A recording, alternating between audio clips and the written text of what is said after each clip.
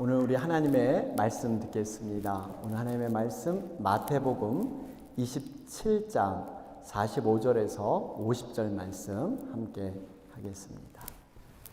제가 대표로 받들어 봉독해 올리겠습니다. 제6시로부터 온 땅에 어둠이 임하여 제9시까지 계속되더니 제9시쯤에 예수께서 크게 소리질러 이르시되 엘리 엘리 라마 사박다니 하시니 이는 곧 나의 하나님 나의 하나님 어찌하여 나를 버리셨나이까 하는 뜻이라. 거기 섰던 자 중 어떤 이들이 듣고 이르되 이 사람이 엘리야를 부른다 하고 그 중에 한 사람이 곧 달려가서 해면을 가져다가 신 포도주에 적시어 갈대에 꿰어 마시게 하거늘 그 남은 사람들이 이르되 가만두라 엘리야가 와서 그를 구원하나 보자 하더라. 예수께서 다시 크게 소리 지르시고 영원히 떠나시니라. 아멘. 할렐루야. 오늘은 우리 종려주일입니다. 여러분, 종려주일은 예수님께서 왕으로 예루살렘에 입성하신 것을 기념하는 날입니다. 사실 예수님께서는 여러분 처음부터 온 우주 만물의 왕이셨습니다. 어제나 오늘이나 변함없는 그런 왕이신데 이제서야 사람들이 호산나 호산나 하면서 찬양과 경배를 받으시면서 입성한 그러한 날이죠. 수많은 군중들이 모였습니다. 자기의 겉옷을 벗고 기류에 깔고 종려 가지를 흔들면서 환영을 했습니다.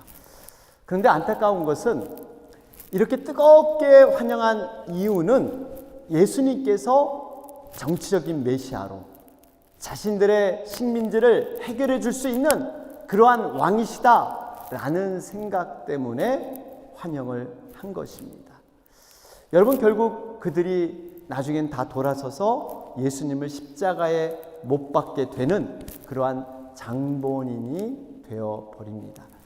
여러분, 예수님이 이 땅에 왜 오셨습니까? 왜 십자가를 맞이하셨습니까? 이유는 분명합니다. 바로 이 세상에서 우리의 인생에서 해결할 수 없는 이 죄와 죽음의 문제, 바로 이것을 해결하기 위해서 오신 줄로 믿습니다. 사람들은 이 죄와 죽음의 문제의 심각성을 알지 못해요. 그저 눈에 보이는 어떠한 것이 해결되면 그것이 복인 줄 생각하지만 인생의 가장 근본적인 문제는 죄와 죽음의 문제입니다. 여러분, 이것이 해결돼야 우리는 참 그 자유 안에서 영생을 얻는 그러한 구원을 누리게 될 줄로 믿습니다. 여러분, 이 예수님께서 바로 영원한 지옥 심판에 벗어나기 위해서 우리에게 영생을 주기 위해서 바로 십자가에 돌아가셨습니다. 여러분, 그런데 예수님께서 예루살렘에 들어가실 때 다른 동물이 아니라 나귀를 타고 들어가셨어요. 여러분, 힘을 상징하는 코끼리도 있고 어떠한 부유함을 상징하는 소도 있습니다. 그리고 승리와 권위를 상징하는 백말, 멋지고 화려한 말도 있었어요. 그런데 왜 나귀를 타고 입성하셨을까? 그 이유는 예수님께서 나귀를 통해서 전하고자 하는 메시지가 있었기 때문이에요. 여러분, 나귀를 생각해 보세요. 나귀는 누구나 이끌 수 있고 가까이 할 수 있는 이러한 동물입니다. 예수님께서 바로 누구나 가까이에게 임하셔서 은혜를 줄 수 있는 분, 이런 의미가 있어요. 뿐만 아니라 나귀는요, 굉장히 인내심이 많습니다. 그래서 무거운 짐을 포기하지 않고 끝까지 지고 가는 우리 예수님이 바로 그런 분이에요. 인류의 모든 죄를 짊어지고 포기하지 않고 끝까지 나홀로 근심 가운데 있을지라도 가시는 분, 바로 우리 주님인 줄로 믿습니다. 나귀는 특별히 주인에게 순종합니다. 우리 예수님은 죽기까지 우리 주인 되신 하나님 앞에 순종했어요. 그리고 겸손한 동물이 나귀입니다. 우리 예수님은 정말 자신의 이러한 모든 행위들을 자랑하지 않고 들리지 아니하고 묵묵히 겸손히 우리의 죄를 위해서 고난을 담당하신 분, 바로 이분이 우리 주 예수 그리스도인 줄로 믿습니다. 우리는 지금 이 고난 죽음을 앞두고요, 가상칠언에 대해서 우리 지난 시간부터 쭉 살펴보고 있는데, 여러분, 예수님께서 마지막 십자가에서 말씀하신 7마디 굉장히 의미가 있죠. 예수님은 금요일날 정말 이른 아침에 6시쯤에 사형 선고를 받으셨어요. 그리고 오전 9시에 십자가에 달리셔서 6시간 동안 고통을 당하시다가 오후 3시쯤에 운명하셨습니다. 이 십자가에 달리셨던 이 6시간 동안 비명 같은 7마디 말씀을 남겼습니다. 이것이 바로 가상칠언이죠. 이 가상칠언은 어떻게 보면 예수님의 유언적인 그러한 메시지였습니다. 또한 간절한 중보 기도이기도 했어요. 그래서 우리가요, 이 고난주간을 통해서 십자가를 바라볼 때 이 예수님이 말씀하신 이 7마디, 여러분 이것을 기억하고 이것을 붙잡아야 될 줄로 믿습니다. 우리가 지난 시간 3가지를 살펴보았죠. 첫 번째가 바로 원수들을 위한 용서의 기도였습니다. 아버지여, 저들의 죄를 사하여 주옵소서. 자기들이 하는 것을 알지 못함이니이다. 예수님께서는요, 자신을 십자가에 못 박은 그 무리들을 원망하거나 미워하지 않으셨어요. 오히려 그 원수들의 무지를 용서해 달라고 기도하셨습니다. 두 번째는 오른편에 있던 강도를 천국 입성했던 이러한 선포였습니다. 처음에는 양쪽에 있던 두 강도가 예수님을 비난하고 정죄했습니다. 그런데 오른편에 있던 강도가 예수님께서 자신을 못 박게 한 그 무리들을 향해서 용서의 기도를 드리니까 그 기도를 듣고 성령의 감동함이 일어납니다. 그리고 그가 변화되었어요. 그러면서 천국 백성으로 거듭나게 됩니다. 예수님께서 내가 진실로 내게 이르노니 오늘 내가 나와 함께 낙원에 있으리라. 여러분, 예수님과 함께 천국에 들어가는 이 오른편 강도는 예수님과 함께 천국에 들어가는 그런 은혜를 입게 됩니다. 그렇습니다. 여러분, 우리가 구원을 위해서 절대적으로 중보 기도를 포기해서는 안 됩니다. 죽음의 순간까지도 간절히 기도하면 하나님께서 그 죽음의 순간에서 건져주시는 놀라운 역사가 일어나게 될 줄로 믿습니다. 그리고 세 번째 가상칠언이 육신의 어머니 마리아에 대한 존경과 사랑이었습니다. 여자여 보소서 아들이니이다. 예수님이 육신의 어머니 마리아를 진정으로 사랑했습니다. 존경했어요. 그리고 사랑하는 제자 요한에게 자신의 어머니를 이렇게 맡겨드리는, 요한은 이 마리아를 끝까지 자신의 어머니처럼 사랑하고 모셨습니다. 이 의미는 주님에 대한 사랑의 표현이었습니다. 우리가 주님을 사랑한다는 것은, 주님을 직접적으로 사랑한다는 그 표현은 주님에게 나타나지 않습니다. 주님이 사랑하는 영혼, 그 영혼을 우리가 사랑하고 섬기는 것, 바로 이것이 우리 주님을 사랑하는 그러한 것인 줄로 믿습니다. 요한은 바로 그 역할을 했어요. 그래서 자신이 주님을 사랑하고 있다는 것을 입증해 보이는 것, 바로 그것이 어머니를 극진히 모셨던 것을 볼 수가 있습니다. 자, 그러면서 여러분, 오늘 우리가 4번째 가상칠언을 살펴볼 예정에 있는데요. 지금까지 이 3번째의 가상칠언의 순서를 한번 우리가 면밀히 검토해 볼 필요가 있습니다. 첫 번째가 여러분, 십자가에서 멀리 떨어져 있던 다수들, 무리들, 멀리 있던 사람들을 다수를 위해서 기도했던 겁니다.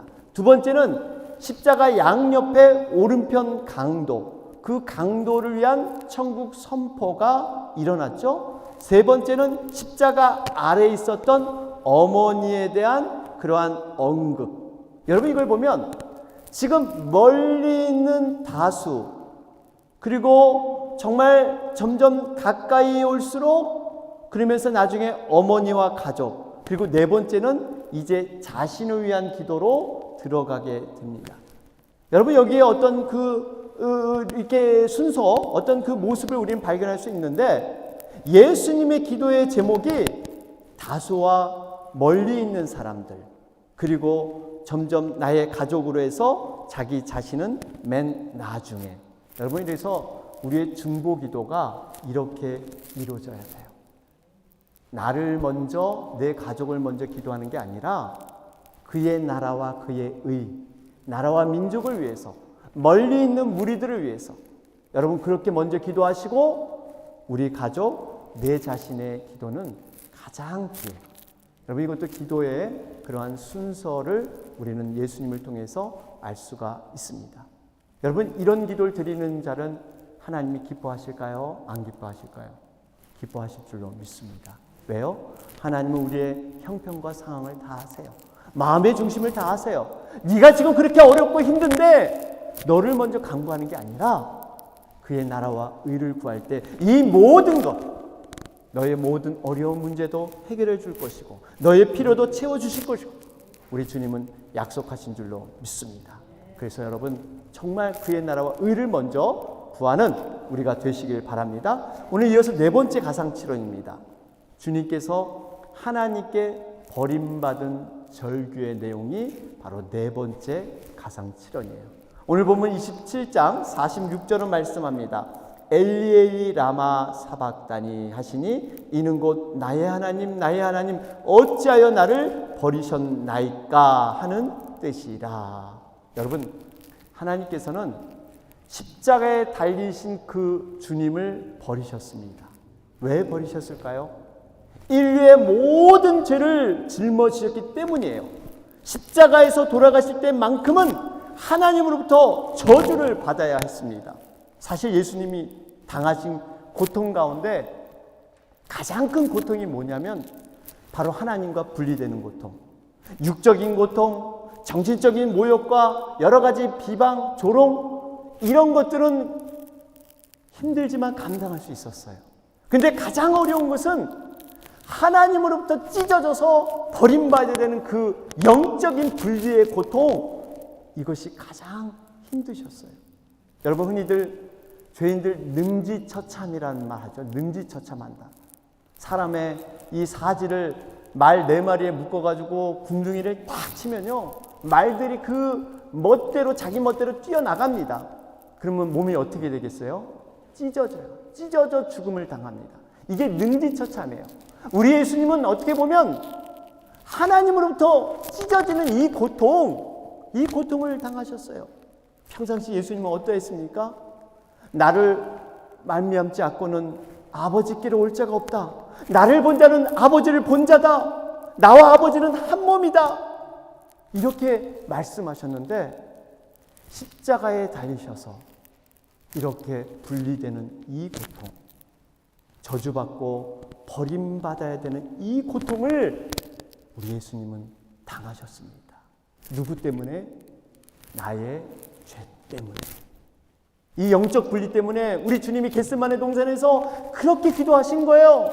땀이 핏방울이 되도록 이 잔을 지나가게 하옵소서.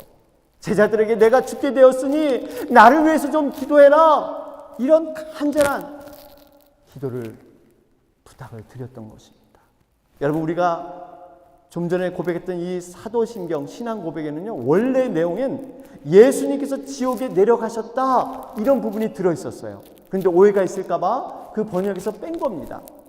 십자가에 달리셔서 그 영혼이 지옥에 안 가셨다면 여러분, 우리가 그곳에 가야 했습니다. 그런데 예수님이 바로 그 형벌을 받으심으로 말미암아 우리에겐 죄에서 해방되고 자유와 영원한 영생을 얻게 된 줄로 믿습니다. 베드로전서 3장 18절에 말씀하잖아요. 그리스도께서도 단번에 죄를 위하여 죽으사 의인으로서 불의한 자를 대신하셨으니 이는 우리를 하나님 앞으로 인도하려 하심이라. 육체로는 죽임을 당하시고 영으로는 살리심을 받으셨으니. 여러분, 우리가 받아야 될 지옥 형벌, 하나님께서 바로 예수님을 통해서, 십자가를 통해서 이루어 주신 줄로 믿습니다.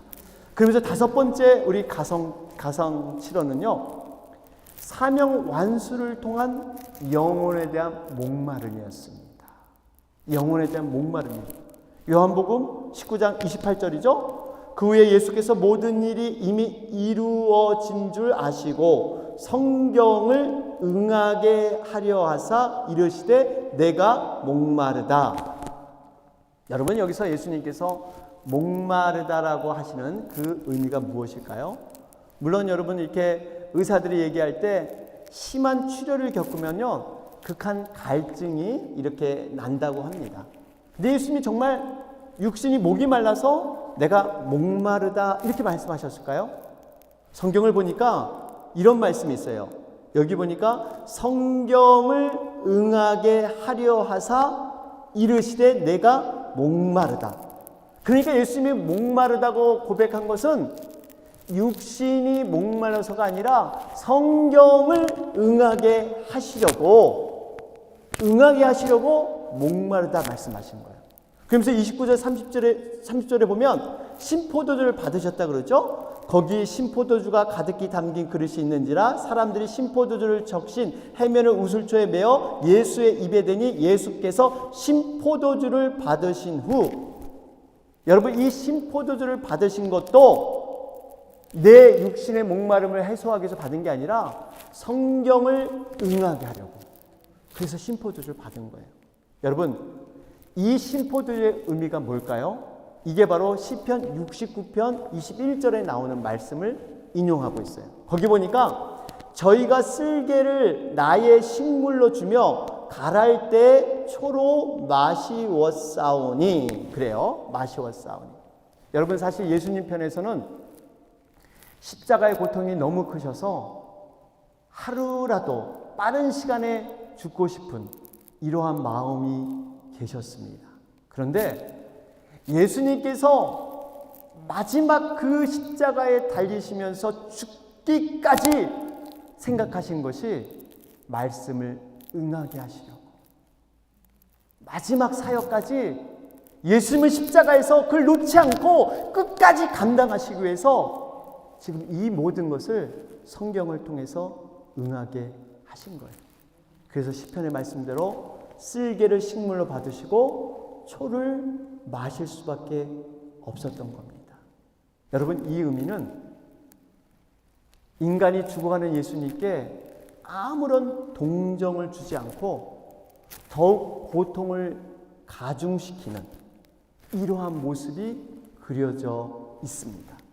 신포도주를 먹는다고 해서 여러분 목마름이 해소되는 게 아니라 오히려 더 갈증이 나서 고통 가운데 죽게 만드는 이러한 역할이에요. 우리 여러분 흔히들 살점이 찢어진 곳에 소금을 뿌린다 그랬잖아요. 상처에 소금 뿌리면 어떻게 돼요? 더 고통은 가중될 수밖에 없다는 거예요. 그들은 이것을 주면서 비웃었을 겁니다. 내가 그리스도냐? 너가 바로 그러면 너 자신을 구원해봐라. 여러분, 우리는 기억해야 합니다. 예수님께서는 그 십자가에서 마지막 순간까지도 하나님의 말씀을 응하게 하시려고 이루기 위해서 끝까지 감당하시는 우리의 예수님인 줄로 믿습니다. 여섯 번째 말씀이 십자가의 구원의 완성이에요. 요한복음 19장 30절 말씀이죠. 예수께서 신포도주를 받으신 후에 이르시되 다 이루었다 하시고 머리를 숙이니 영혼이 떠나가시니라. 다 이루었다. 여러분, 이 다 이루었다는 것이 뭡니까? 다 끝냈다는 거예요.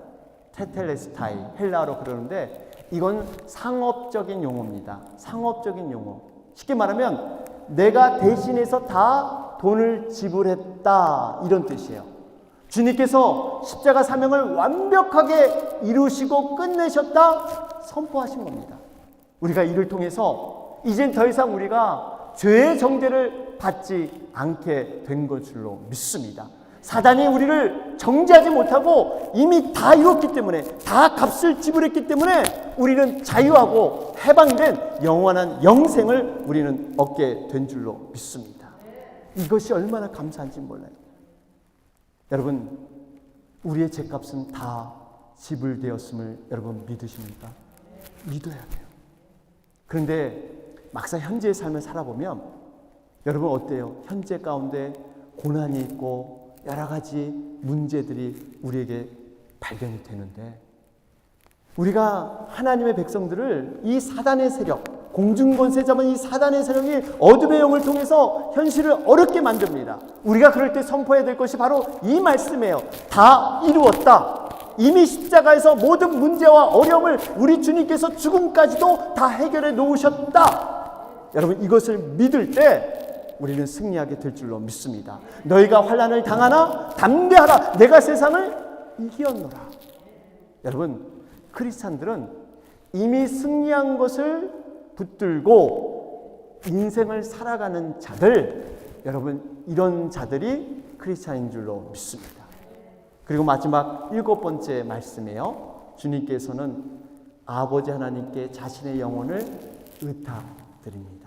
누가복음 23장 46절이죠. 아버지, 내 영혼을 아버지 손에 부탁하나이다. 여러분, 십자가의 가장 무서움은 빨리 죽지 않는다는 거예요. 그 죽음의 과정이 너무 길어요. 10시간, 심지어는 이틀까지 그러한 가는 사람도 있다고 합니다. 그래서 오죽했으면 가족들이 와서 병사들에게 뇌물을 주면서 빨리 죽게 해달라고, 고통 없이 빨리 보내달라고, 이런 의미에서 여러분 나무망치로 이 다리를 부러뜨리죠. 이것은 안락사와 같습니다.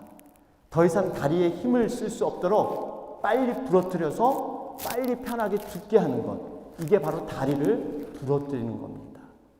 여러분, 우리는 지금 예수님과 같은 상황에서 어떠한 고백을 드릴까요? 예수님은 내 영혼을 아버지 손에 부탁드립니다. 이걸 보면서 우리가 도전을 받아야 돼요. 우리가 마지막 죽음의 순간에 설 때 정말 예수님처럼 내 영혼을 아버지께 부탁드립니다. 이런 고백을 할 수 있을까요? 여러분, 죽음 이후에 우리가 갈 곳이 있다는 것, 나를 돌볼 수 있는 아버지가 있다는 것, 여러분, 이것이 복된 모습인 줄로 믿습니다. 죽었는데 내가 갈 곳이 없어. 정말 이 떠도는 우주의 고아처럼 내가 갈 곳이 없다. 이것만큼 불행한 사람이 없다는 사실이에요. 우리는 분명히 갈 곳, 하나님의 나라, 우리를 영원히 돌보실 바로 하나님 아버지가 우리에게 있는 줄로 믿습니다. 그런데 이러한 고백을 하고 아버지께 우리의 영혼을 부탁드리려면요, 평상시 이 아버지와 많이 사귀고 동행하고 친해야 됩니다. 이 아버지와 서먹서먹하면 안 돼요. 대화가 나눌 수 없는 이런 관계가 되면 안 됩니다. 진정으로 우리가 죽음 앞에 서는 그날 전에 우리가 해야 할 것은 이 아버지와 친해지는 거예요. 그래야 내 영혼을 마음 놓고 맡길 수 있는 이러한 관계가 됩니다. 결론을 맺겠습니다. 사랑하는 여러분, 우리가 이번 고난주간을 통해서 묵상하며 연습해야 할 것이 두 가지입니다. 하나는 내가 죽는 연습입니다. 내가 죽어야 돼요. 나의 죄된 본성, 나의 중심적인 생각, 판단, 나의 실체, 우리가 이번에 제대로 죽어야 합니다. 내가 죽으면 내 안에 영원한 그리스도의 영이, 부활의 영이 나보다 더 풍성하게 그렇게 회생하는 역사가 있을 줄로 믿습니다. 어떻게 죽을 수 있을까요? 그것은 바로 성령님과 동행하는 것입니다. 이번 주간은 특별히 여러분 성령님을 막연히 생각해서는 안 돼요. 보이지 않는 그러한 분이 아니라 실제로 내 옆에 내 손을 잡고 우리 성령님이 함께 거닐고 계세요. 여러분의 친구가 옆에 정말 있듯이, 눈에 보이는 사람이 있듯이 그분이 24시간 나와 동행하는 거예요. 그분과 먹고 거닐고 일하고 차 타고 모든 것을 그분과 함께 지내는 겁니다. 여러분, 우리 성령님은 인격적인 분이세요. 같이 옆에 손잡고 있는데 대화하지 않고 그분의 의견을 묻지 않으면 무시당하는, 여러분, 이런 무시가 참 마음을 상처 입지 않습니까? 존재를 인정하지 않는 거예요. 옆에 사람이 있는데 그 사람에게 밥 한 번 먹었니? 뭐 했니? 물어보지도 않고 자기 멋대로 살아가면 그 사람을 무시하는 겁니다. 우리 성령님도 마찬가지예요. 여러분이 어떤 상황이 되었을 때 그분과 의논하시고 대화하시고 어떤 문제와 어려움이 있을 때 아뢰고 기도해 보시기 바랍니다. 분명히 성령님께서 이번 주간을 통해서 지금까지 체험을 못했던 놀라운 하나님의 은혜, 그 은혜를 여러분에게 부어 주실 줄로 믿습니다. 바로 이러한 실습을 하고 연습을 한 후에 우리가 함께 새롭게 부활을 맞이하는 여러분과 제가 되길 주님의 이름으로 축원합니다. 아멘.